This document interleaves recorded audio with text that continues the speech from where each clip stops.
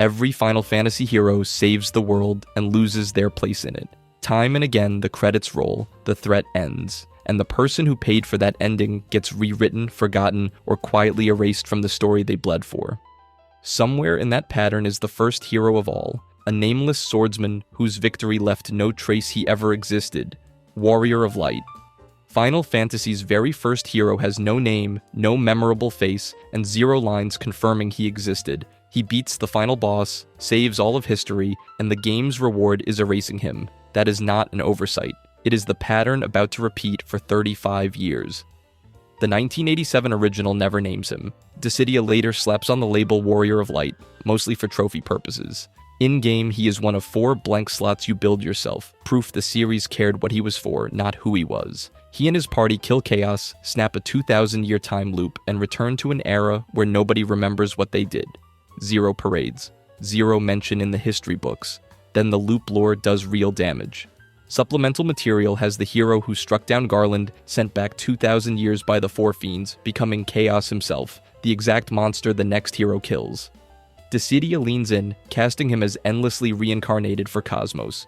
That reading leans on Dissidia and side material rather than the NAS script, but the pieces line up too cleanly to ignore. All he wanted was probably to go home and be recognized for it. Final Fantasy decided that was off the table from day one, but at least this hero got to vanish into legend. The next one won a real, named war against a real empire, and the series still could not decide whether he deserved a future or was simply left standing in the ruins with nothing to do. Furion Final Fantasy gave its second hero something the first one never got, an actual name. Then it found a new way to erase him anyway. Furion is an orphan from Altair, a rebel who loses everything to the Palametian Empire and picks up a sword because he has nothing left to lose. He fights through an entire war, storms Pandemonium, and personally ends Emperor Matthias. The Empire falls. The world is free. The game rewards him with a few seconds of heroes walking home, 0 elaboration on what home even means now. The Warrior of Light got wiped out by a time loop, an impersonal cosmic mechanism with no say in the matter. Furion wins his war fair and square, earns the personal victory the last hero never got to keep, and Final Fantasy still can't be bothered to show him living in it. The closest thing to a sequel is Soul of Rebirth, and even that isn't about him. It follows dead allies Minwu and Joseph, confirming only that he survived. His real epilogue arrived decades later in Dissidia, repackaged as idealist obsessed with peace, rose in hand, symbol doing the emotional labor his own game refused to do. Nothing confirms Furion found the stable life he fought for, but the pattern invites it. An orphan chasing peace, handed silence instead of a home. So far, these heroes end vague but breathing. The next hero barely got that much because he was invented decades after his own game ended, meaning his entire life had to be written backwards to give him one at all. Luneth. Luneth did not have a childhood, a face, or a name for 22 years. Ask a fan in 1990 who saved the world in Final Fantasy III, and they could not tell you, because the game never told them either. The original Famicom release ran on unnamed Onion Knights, blank slots for the player to fill in. Nobody got called Luneth until the 2006 Nintendo DS remake. This is not a hero whose future got erased. This is a hero who did not exist yet when the sacrifice happened. Once he shows up, the outline is familiar. Orphan raised in chosen by the Crystals, one of the Warriors of Light who marches into the cloud of darkness and drags the world back into balance. He wants the smallest thing on the list so far, just people to go home to, and for one scene, he actually gets it. The DS ending delivers exactly that. A feast in friends around a table, Luneth cracking a joke about Arya's memory. Then it stops. No sequel, no novella. Dissidia 012 wheels him out as an assist character, a mascot with a sword, never a story. Furion at least got left blank after he was already real. Luneth was blank first. Fans still argue if the named DS cast even counts as canon, so even his one good dinner comes with an asterisk. These early heroes fade because the games simply stopped filming. But what happens when Final Fantasy actually commits, when it drags a hero into middle age, puts a crown on him, and then makes him relive the exact darkness he thought he'd conquered? Cecil Harvey. Cecil Harvey got the ending every Final Fantasy hero after him would technically be denied. A crown, a wife, a kid, a kingdom that survived him winning, and the series still found a way to drag him back into hell. Cecil starts Final Fantasy IV as a Dark Knight, commanding Baron's Red Wings, doing his king's dirty work without asking too many questions. He climbs Mant ordeals, fights his own darkness as a boss, and walks down the other side a paladin. He beats Zeramus, marries Rosa, and gets crowned King of Baron. The game even hands him a bonus twist. He's half Lunarian, moon royalty by blood, as if the universe wanted his happy ending extra official. For a franchise that usually cuts the credits before anyone gets comfortable, that should have been it. It wasn't. The After Years picks him back up as a middle-aged king and immediately kidnaps him. He's possessed by the mysterious girl. His own son Theodore has to rescue the father he grew up idolizing as a reformed hero. The darkness Cecil buried on that mountain comes crawling back out decades later in front of his family. He survives it. He keeps the throne, keeps Rosa, keeps ruling Baron. But showing us that much of a hero's future, only to spend it making him relapse, says everything about what this series thinks peace is worth. Cecil's curse was that the world would not let him put the sword down.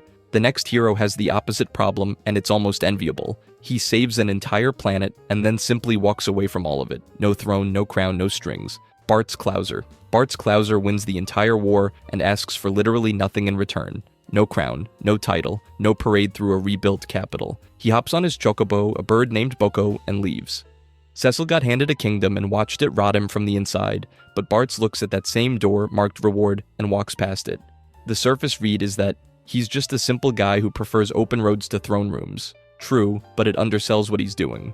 Bart spends the game as one of 4 successors to the Warriors of Dawn, guarding crystals that hold the world together, and once X-Death and Neo-X-Death are dead and the 2 worlds fuse back into one, the game gives him a choice: settle, belong somewhere. He picks Boko instead. He never really stops either. The sealed temple content in later releases has him still out there years on, fighting a threat called Enuo, swinging a sword he never had to pick back up. Guidebooks make clear he was already a monster hunter before any of this started. He's not returning to adventuring. He never left. So Bart's beats the aftermath, technically. He does it by refusing to own a home, a name, or a person who'd wait up for him. No throne to lose, no family to bury, not peace, just nothing left to take. Bart's kept his freedom by never rooting himself in anything. The next hero couldn't do that if she tried, because her power, her people, and her very reason to exist all vanish at once, and the game dares to ask whether she can survive being ordinary. Tara Branford. The most powerful character in Final Fantasy VI ends the game with no power at all, and that is the moment she finally gets to live. Tara spends the whole story as a weapon first and a person second. Half Esper, half human, raised as an imperial slave, forced into battle before she even understood what she was. Overthrowing the Empire and taking down Kefka needed exactly that hybrid nature. The war needed the monster in her. Peace does not. When the world of ruin strands everyone in the wreckage, Tara does not chase more power.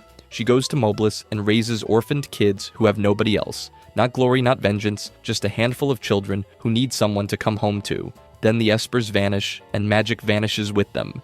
And by every rule the story has established, Tara should vanish too. She does not. Her human half is the specific thing keeping her alive in a world that just deleted the other half of her identity. The game states it plainly. No hedging required. Fans still argue whether some spark survives underneath, but the text leaves little room. Esper magic ends, full stop, and Tara endures anyway. Bart's got to keep his freedom because he asked the world for nothing. Tara gets to keep her life because the world takes the one thing that made her extraordinary and hands her an ordinary future instead.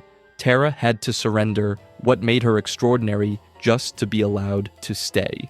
The next hero surrenders even more, and worse, the world barely lets him rest before dropping him into a job he can't refuse, a countdown he can't stop, and a guilt he never earned but can't outrun.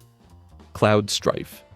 Cloud Strife beat Sephiroth, saved the entire planet, and got rewarded with a terminal blood disease and a job driving packages around a slum built from the wreckage of Midgar. That is not a metaphor. That is the actual sequel. The game barely bothers with him. Holy stops Meteor. The life stream does its thing, and the epilogue jumps 500 years ahead without showing Cloud again, like the writers saved the world and lost the receipt. Advent Children fills the silence, and not kindly. 2 years later, Cloud lives in Edge, running the Strife delivery service, infected with geostigma, quietly convinced Aerith and Zack are both dead because of choices he made. Tara lost her power and got quiet fields in exchange. Cloud kept every ability he ever had and got nothing but a slow physical rot and a guilt he refused to say out loud.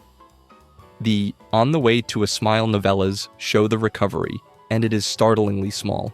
He moves into seventh heaven, co-parents Tifa's kids, answers a phone for a living. Dirge of Cerberus confirms he is still standing 3 years out, fighting beside Vincent. Some fans now argue the remake project quietly erases all of it into a separate timeline.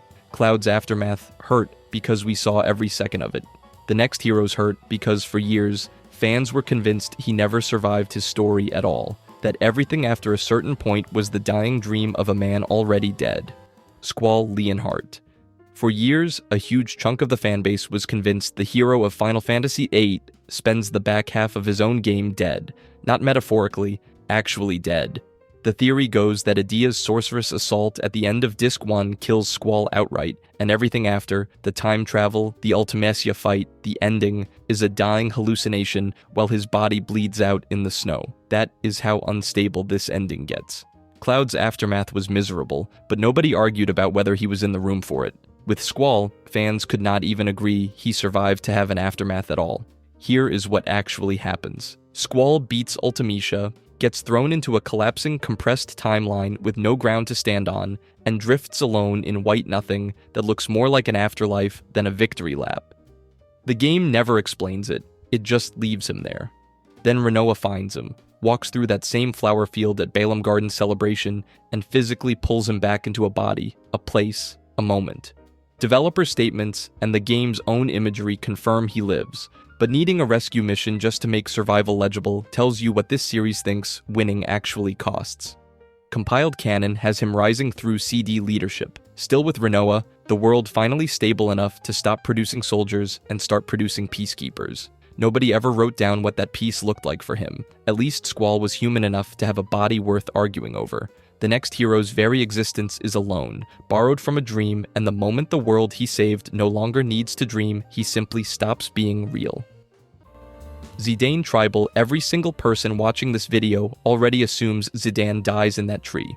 That is the whole point, he stays behind for Kuja, a man who tried to erase all life on Gaia, refusing to leave him to die alone as the Ifa tree tears itself apart. That breaks the pattern this video has been building. Heroes in this series do not spend their last moments showing mercy to the person who just tried to end the world. They run, fight, or bleed out alone. Zidane holds on to Kuja anyway, and the game lets you believe that cost him everything. Then the credits roll and he is just there, alive. Standing outside Alexandria, while Garnet runs to him, removes her pendant, and does not look like a queen greeting a war hero. She looks like someone who thought she had lost him, and is not letting go again. Nothing after that hints at a second cost waiting in the wings. Gaia's cycle resets, the mist clears, and the world that made Zidane a thief does not exist anymore either. He does not just get the girl, he gets a world rebuilt clean enough to keep her in. Fans still argue whether he becomes a proper consort or just a thief sneaking back out a palace window. Either way, he got to keep his life because he was real enough to have one worth keeping. The next hero is denied even that, because he was never anything but a dream, and dreams don't get to stay when the dreaming ends. Titus. Squall's fans could only argue about whether he was alive. Titus's writers had to argue whether he was real in the first place, then decide more than once whether to take it back. He is a blitzball star from Xenarkand, cocky and likable, wanting exactly one thing: to matter to his father and to a girl named Yuna. He gets both. He also gets erased for it. Once he helps Yuna end sin and break the summoning cycle for good, the Faith stopped dreaming him, because he was never flesh and blood to begin with. He was a shared dream given a body. When the dream ends, so does he. The scene plays quiet on purpose. Titus dives off the airship, drifts underwater, and gets one last silent high five from his father's spectral form before both simply stop being there. No death rattle, no body, just absence where a person used to be. Final Fantasy X2 blinks first. Its best ending has the Faith dream again, pulling Titus back onto Besides shore to stand in front of Yuna, solid and breathing. The game never explains the mechanics, it just lets you have the reunion. The novels did not extend that mercy. Later print material threatens him again, and one especially notorious scene has his head removed by a bomb kick. Fans largely discard it and keep the game's ending because a hero who can be undreamed on a writer's whim was never really safe to begin with. Somebody else's grief built that dream in the first place, and the man behind it was very real, very bitter, and very close to ending the world he was supposedly protecting, Shuyan. Titus's face was never really Titus's face. It belonged first to a dead man who almost blew up the world. That's not a metaphor. The faith modeled Titus's dream body on Shuyin, a blitzball player from old Zanarkand, who died 1,000 years before Titus took his first breath. Same face, same build, same voice, echoing across 2 timelines. Shuyin's story starts human enough. He loved a songstress named Lenny and lived through Bevelay's Mackinac War, which is a polite way of saying he watched his home get erased. That grief doesn't fade in Spira, it calcifies. He died still burning with it, and dying didn't stop him. He came back as an unsent spirit, 1,000 years of hatred with nowhere to go, until he found Vegnagun, a super weapon built to end everything, not conquer Spira. End it. That makes him Titus's photo negative. One man drops into Spira and fights to save it. The other is Spira's own memory, clawing to destroy it. Same face, opposite verdict. Yuna stops him, cornering him in the far plane, while a spectral Lenny reaches the part of him still capable of listening. He accepts death. The grudge closes. But the unmaking already happened elsewhere. Hero and villain sharing a face was buried backstory. The next protagonist wears the opposite problem in plain sight. A kid who only wanted a sky pirate's freedom dropped into someone else's war. Anven wins. Not a partial win, not a bittersweet compromise, an actual uncomplicated win. He wanted a ship and the open sky, and Final Fantasy handed it to him on screen. That should feel like relief after everything else this series does to its heroes. Instead, it raises a question. If the story finally lets someone keep their dream, why do people still argue he never earned the right to be called the hero of his own game? The surface story is simple. Vaughn is a street orphan from Rabanastre, one more kid in a city that just watched an empire crush it. He does not want a throne or a bloodline restored, he wants an airship. When Vane Solidor falls and the Bahamut goes down burning over Rabanastre, the ending narration answers that want directly, showing Vaughn and Penelo as fledgling sky pirates, flying in Balthier's rebuilt Strahl. Revenant Wings goes further. 1 year later, Vaughn captains his own vessel, the Galbana, leading Penelo and new allies into Lemures, mediating between Judge Magisters and the Eagle. That is a strange final form for a kid whose entire ambition used to be steal a boat, and yet Ash carries the political plot, the crown, the war. Fans have spent years arguing she was always the real lead, Van's ending just an epilogue attached to someone else's story. So even the one hero who gets everything he asked for still has people asking if it was ever his to get. Van at least got to keep being himself. The next hero has her name, her power, and her humanity stripped away one by one until she's fighting gods outside of time with no promise she'll ever be allowed to be a person again. Lightning. Lightning fought a god outside the boundaries of time itself, and her prize for winning was a suitcase and a train ticket. That is not a metaphor. That is literally how her story ends.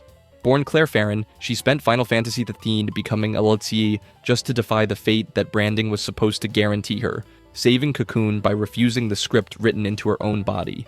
Terra lost her power to survive her war. Lightning survives hers and just keeps losing anyway. Tatui 2 barely lets her stay the protagonist of her own trilogy, shifting focus to Sarah and Noel while she sits frozen in crystal, then fighting as Etro's knight in Valhalla, guarding a timeline in a war she isn't even the main character of anymore.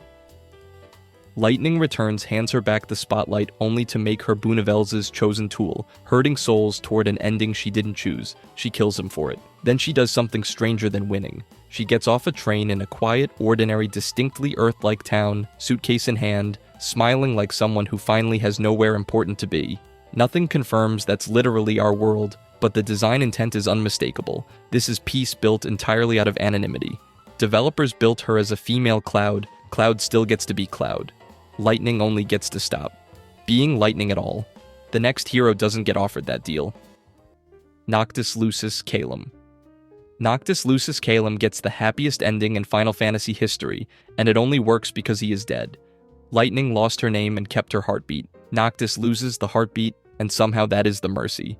He is the crown prince of Lucis, the chosen king, and the entire plot builds toward one job: end the Star Scourge eating the world alive. He spends 10 years frozen inside the crystal to get strong enough to do it. His friends age in real time waiting for him, fighting a war without their king, while Noctis stays 20 years old in the dark, like the world hit pause on him and kept running on everyone he loves. He wakes up, walks into a ruined insomnia, kills Arden Izunia, and then does the part nobody wants to talk about. He gives up his life on purpose to unleash the true king's power and burn the Star Scourge out of Eos for good.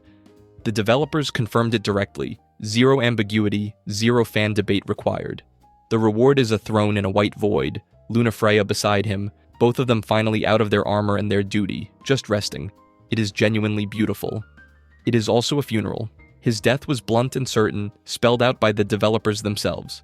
The next hero is denied even that clarity, no death, no epilogue, no ending, just a story that never stops, so peace can never actually be reached.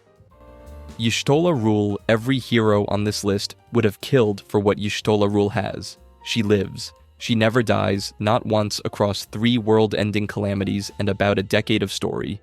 That should make her the exception to everything this video has been building toward, and it doesn't.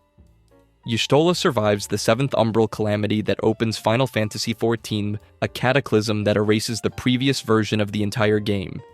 She becomes a founding member of the Signs of the 7th Dawn in a realm reborn, holding the world together through every expansion since. In Heavensward, she does something none of the other heroes on this list get to do.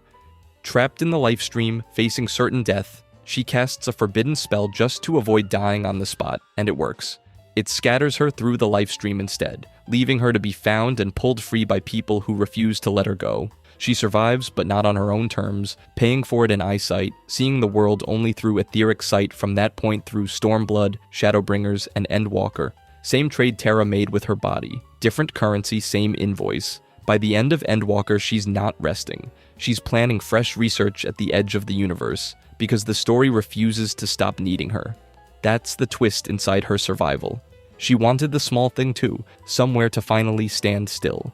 The series just keeps finding one more crisis that requires her standing instead. She is denied an ending because her story simply never stops. The next hero is denied his ending on purpose. The game reaches his final moment, then deliberately refuses to tell you whether he's alive or dead.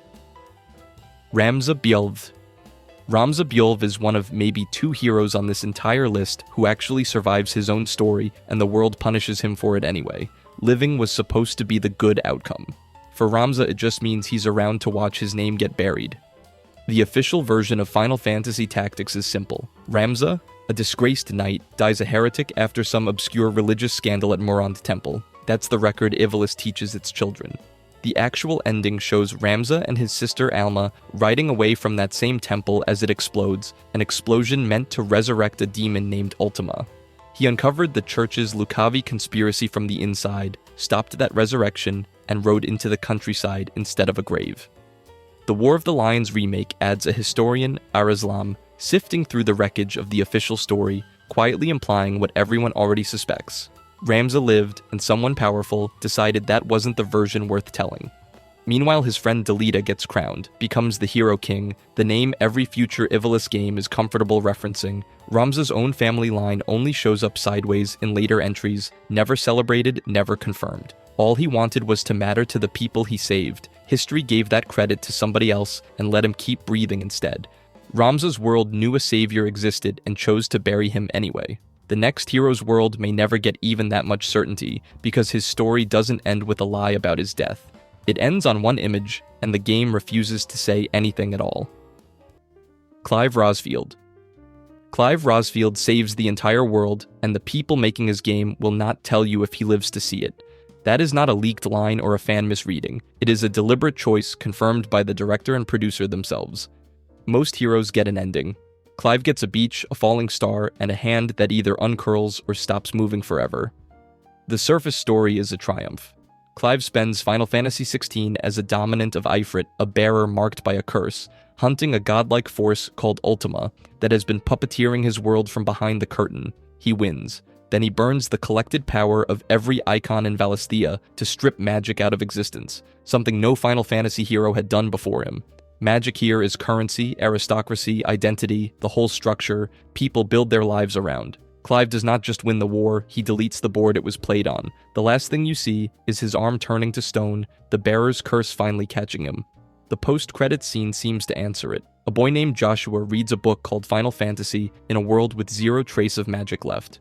But Naoki Yoshida and Hiroshi Takai have both said his personal fate stays unresolved on purpose, and the closing shots back that up both ways, a star falling like a life ending, fingers uncurling like a man still breathing. Ramza got erased by a world that lied about him. Clive gets erased by the people writing the story, on purpose, with a straight face. For 35 years, this series has taken the same shape. The hero saves the world and is quietly denied a place in it. To understand why, we have to go back to the one hero whose fate explains every fate that followed. Jack Garland. Jack Garland wins his entire story by choosing to become the monster, not losing to him, not getting possessed. Choosing him with full knowledge of the cost, Stranger of Paradise spends its runtime letting Jack and his crew discover they are copies, looping through the same war forever with someone else pulling the strings. Most heroes call that a prison and fight to escape it. Jack looks at the loop and decides the only way to break it is to grab the darkest role inside it himself. So he does. He becomes Chaos. That single choice rewrites the first Final Fantasy ever made, 35 years later. The Garland the original Warrior of Light kills, the boss fight that started this entire franchise, is Jack. He orchestrates the events of Final Fantasy I on purpose, knowing exactly how his own story ends 2,000 years later on the wrong side of someone else's sword. That's the same shape the Warrior of Light lived out, a hero reincarnated into the evil the next hero has to put down. Jack just does it awake, wanting nothing more than to stop the cycle from chewing up one more person the way it chewed up him. He doesn't get a home or a name that's his alone. He gets to be the reason the story can begin, and the ending everyone remembers was never happy. It was a debt he agreed to pay. Final Fantasy was never taking a happy ending away from these people. It never had one to give. The hero and the monster were always the same soul, just waiting their turn.